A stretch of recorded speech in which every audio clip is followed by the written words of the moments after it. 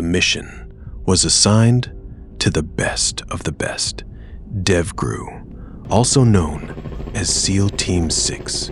These weren't ordinary soldiers. They were highly trained operators who specialized in counterterrorism, hostage rescue, and high-risk missions. Months of preparation began. They studied the compound, built a full-scale replica, practiced every possible scenario. Every room, every corner, every second counted. Failure was not an option. It is May 1st, 2011.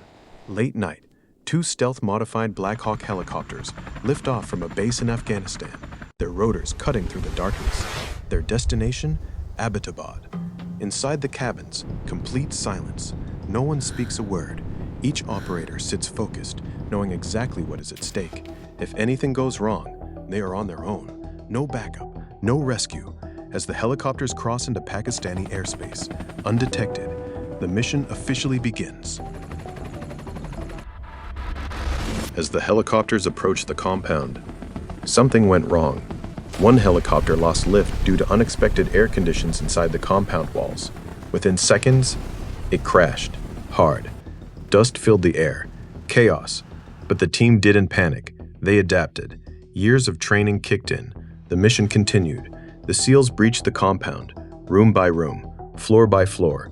Every movement precise, every shot controlled. They encountered resistance. Gunfire echoed through the night. The first floor was cleared, then the second. Finally, they reached the third floor. At the top of the stairs, behind a door, was the man they had hunted for nearly a decade, Osama bin Laden. Moments passed like seconds. A brief encounter, then gunshots. Silence. The mission objective was complete. Bin Laden was dead. But they needed proof.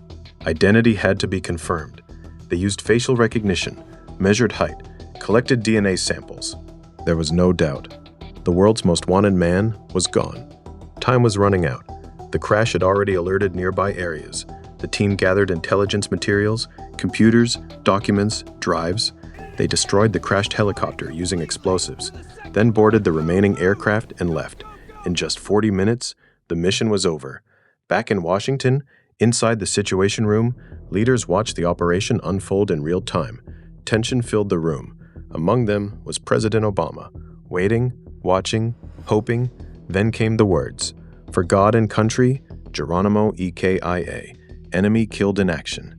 Hours later, President Obama addressed the nation. He confirmed Osama bin Laden was dead. Justice had been served.